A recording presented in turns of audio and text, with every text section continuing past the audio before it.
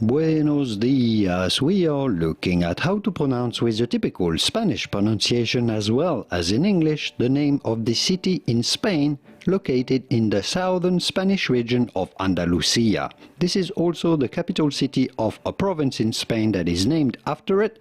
There is also a department in the country of Colombia, South America, that has the same name.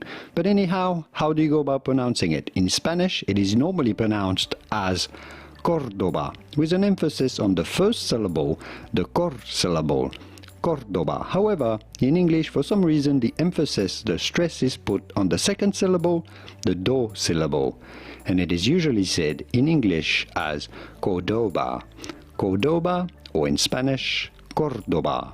Here are more videos on how to pronounce the names of Spanish cities and Spanish areas or regions whose pronunciations aren't exactly always obvious. See you there to learn more.